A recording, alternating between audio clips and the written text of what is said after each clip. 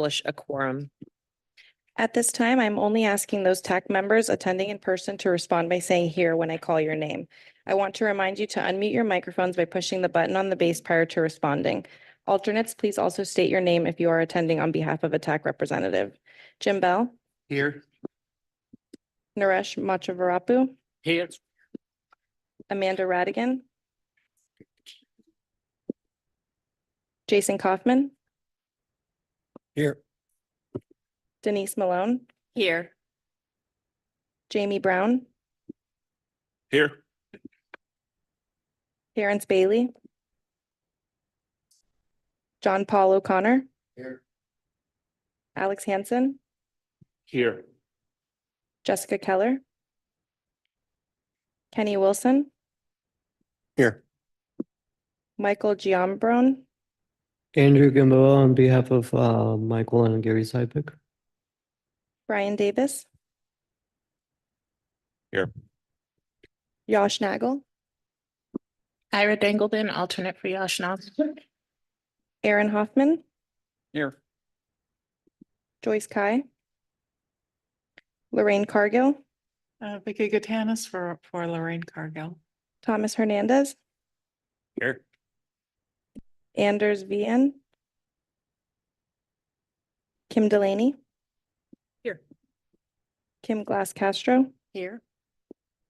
Christopher Marsh, Jonathan Rainsvold, Here.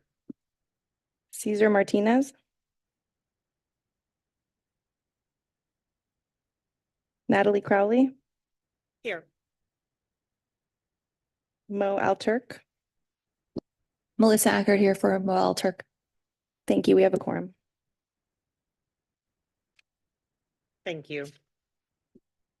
Staff, are there any modifications to the agenda? Yes, Madam Chair, the following members are requesting TAC permission to participate remotely. Joyce Kai, please state why you are attending virtually.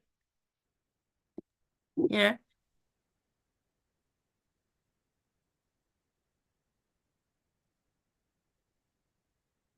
Joyce Kai, can you hear us?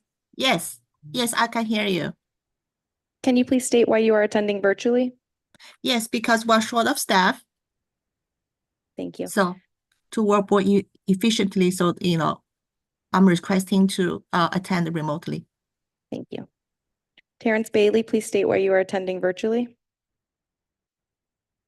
I'm currently under the weather and opted to operate from not in your presence to spare you all, but thank you.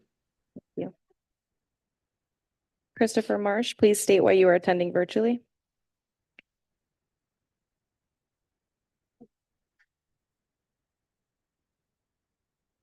Christopher Marsh, looks like you're on mute.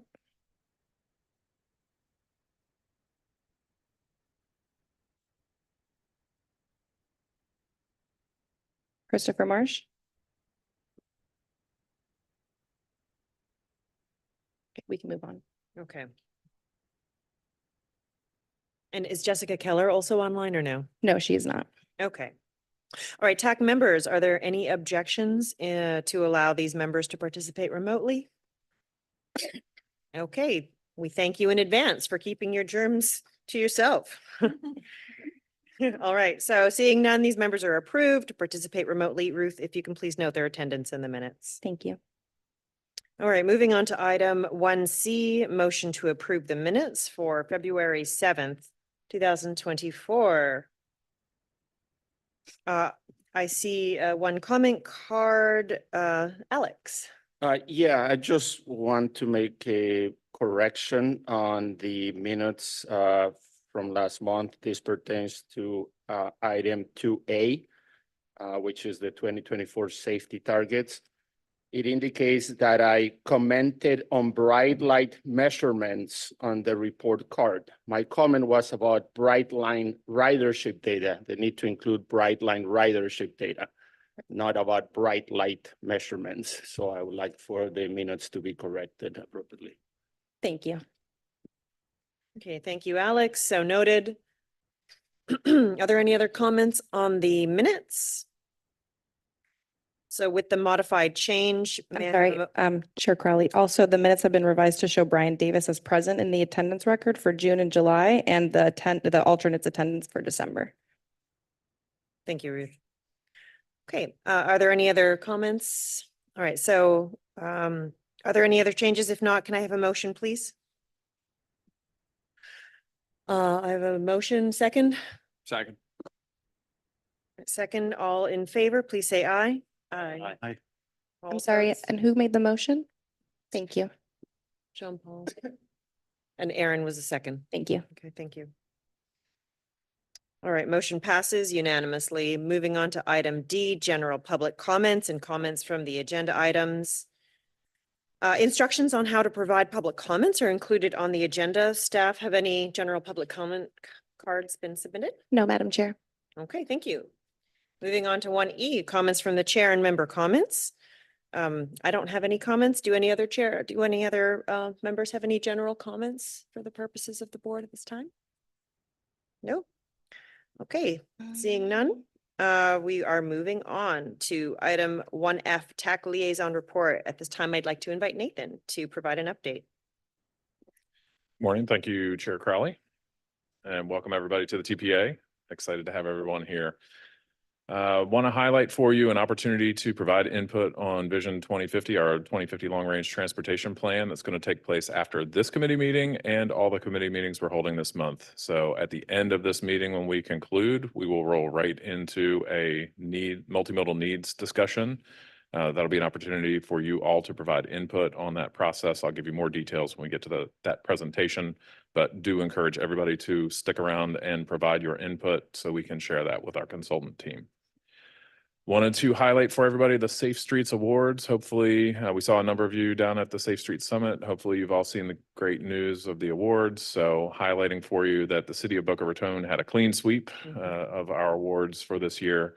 So Councilmember Yvette Drucker was our Complete Streets Champion Award winner, and the city was our Complete Streets Community Award winner, an acknowledgement of some of the great work they've been doing in policy lately. And we wanted to just highlight that for you all. Also, I don't think I have to tell it. Oh, did I hear an applause? All right, let's have it. Definitely, it's great to celebrate the wins that we have in our region. So I really enjoy seeing those. And we're also entering Bicycle Month. I don't think I have to tell any of you that. Our multimodal team is very busy trying to get out the word and celebrate Florida Bicycle Month, which is a state celebration of bicycling, independent of the National Bicycling Month. So we get to celebrate twice here in the state of Florida. So please reach out to Brian Rusher, our Deputy Director of Multimodal, if you want to coordinate on anything, or Valentina Facuz, our Bike and Ped Coordinator, and you can find more details on our website. TPA will be hosting a Bicycle Month ride on the 29th at 8 a.m. here in downtown. So if you're interested, please go to our website and get more details, save the date, and sign up to make sure that you have that on your calendar. We're also going to be hosting a very exciting event focused on safety in our region. So our Safe Streets and Roads for All Roundtable, that is the federal grant that's focused on delivering transformative transportation improvements on the policy side, safety action plans, and also implementation grants. So we're going to have a work session here on April 4th to talk more about that, bring folks together and talk about what's working, what can we do to improve future applications. So we would highly encourage everybody to attend that opportunity. You'll get more details at our website. SS4A Roundtable is the keyword there. Just a reminder in general to keep tracking with our Vision 2050 Long Range Transportation Plan continually on our website /LRTP. You'll find all the details that you need. And again, we'll be talking more about that after this meeting. Next. FDOT Local Road Safety Program applications are due on March 15th. So we saw a few awards from this program last year. This is a great opportunity to see safety improvements off the system. So encourage folks, if you want more information, talk to FDOT, reach out to us and we'll put you in touch. But we highly encourage folks to apply to that program. And then the NOFO for the Safe Streets and Roads for All grants opportunity has opened. So highly encourage folks, in conjunction with that roundtable that was highlighted on the previous slide, be thinking about opportunities to apply to get that grant for planning grants or implementation. think I have two more. So Get on the Bus Challenge, an exciting opportunity to highlight what our partners at Palm Tran are doing. So we want to encourage everybody to join that challenge from March to May and get out and ride on our transit system and see how we can make improvements that your experience will help as we look at opportunities in the long-range transportation plan. And the final highlight is the USDOT Grant Navigator. It's a great site. I've mentioned it before that you can find a lot of really helpful information there. They've got checklists and other highlights that will be beneficial as you're considering discretionary grant opportunities. So be sure to use that as a resource as you're looking for funding for your programs. And that concludes my liaison report. Thank you. Thank you, Nathan. Do any committee members have any comments on the liaison report? Okay, seeing none. Yes, Jason. I just have a question about the SS4A roundtable. Is that geared more towards folks looking to apply or ones that have gotten the grants or kind of both? I would say it's both. Okay. Yeah, our intent is to bring everybody to the table and talk about, have the folks who are working on their current SS4A awards share their lessons learned. Folks who are considering applying, you can learn from your peers. We'll have some folks coming in from outside of TPA's, Palm Beach County. So it'll be a good opportunity to just convene folks and have a broad discussion about that program, how we can do it better here in our region, and how we can learn from what each community is, what the approach is that they're taking to that program. Awesome. Thank you. Thanks. Nathan and Chair, if I may, Brian Rusher, Deputy Director, Multimodal. We're also going to have a few key speakers on getting from planning to implementation. So I know that 9 communities or agencies have all gotten planning grants. There's still money out there for implementation dollars that once your plans are adopted, you're able to take the projects from your plans and go after the federal money for implementation. So there's going to be something for those who are in the phase of planning going to implementation. We're going to have lessons learned about those steps to get to implementation dollars. Lessons from working with the Department of Transportation will be present in the room on your major arterials. Palm Beach County obviously is going to be there as well. So we're all stakeholders, we're all partners in safety here. So it's good to have everybody in the room discussing how we're going to implement safety projects in Palm Beach County together. Thank you so much. I know that we're going through that, and we just had a discussion yesterday, our staff, on, questions on the implementation aspect, because the planning really allows you to access those big federal dollars. So it's very appealing, but because our city has never gone through this particular grant, I had a lot of questions on the specific steps and practicalities of implementing those federal dollars. So this sounds like a perfect opportunity. Thank you. Any other comments? Okay, great. I do want to note for the record that Tony Norat has joined. Okay, thank you. All right, we are moving on to action items. So item 2A, motion to recommend adoption of Amendment 3 to the TPA's 2045 Long Range Transportation Plan. At this time, I'd like to invite Nathan back up to the podium, the Long Range Transportation Coordinator, to present this item. Good morning. So this is an item that we brought to you last month as a first reading. We're here today to get a recommendation to approve. At the chair's discretion, we would entertain just going straight to that recommendation to approve, or we can make the presentation. Just as a reminder to everybody, we had 4 projects that were submitted for local incorporation of locally funded projects into the 2045 plan as an amendment. So I can provide the presentation to highlight those again. It was 2 projects here in West Palm Beach, 2 bridge projects by the county, and we can go through the presentation if that would be preferred.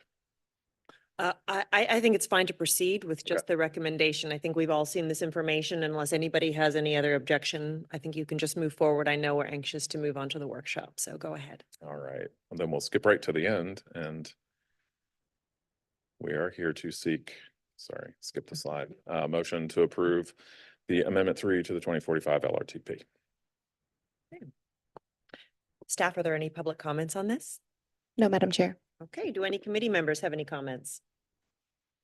Seeing none, I need a motion, please, to recommend approval of the item. And then I can open up the floor for discussion. So move. Okay. We have a motion by Alex Hansen. Second? Second. Second by Kenny Wilson. Any discussion? All right, seeing none, all in favor, please say aye. Aye. All opposed, motion carries unanimously.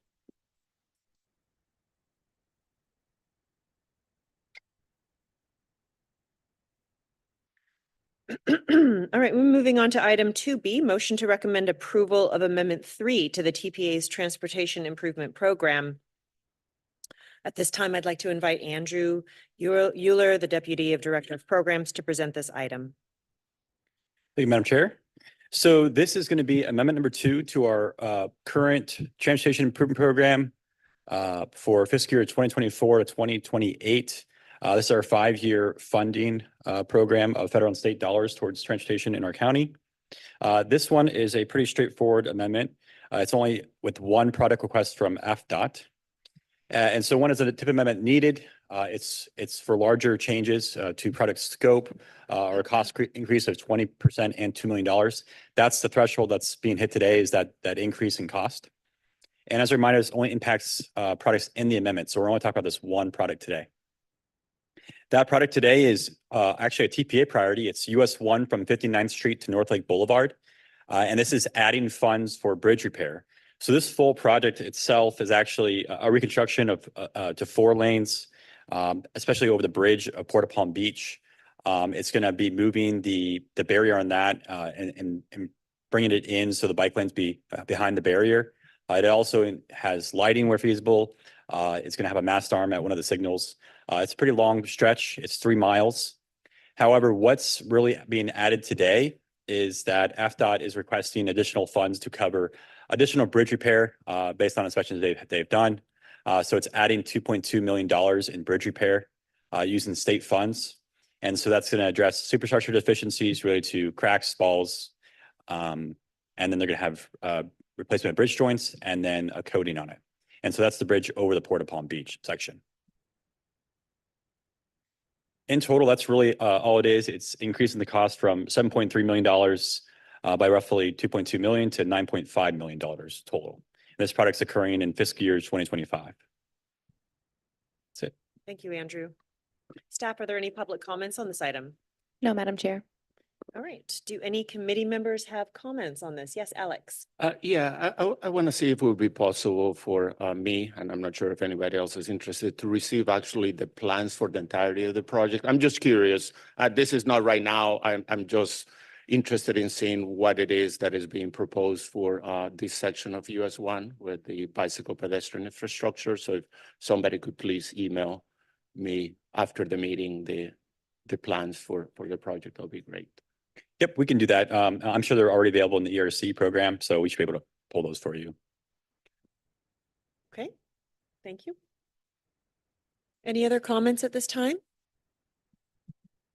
Okay, seeing none, may I please have a motion to recommend this item? Motion. All right, motion by Jim. Second? Second. Second by Aaron. All in favor? Aye. All opposed? Motion carries unanimously.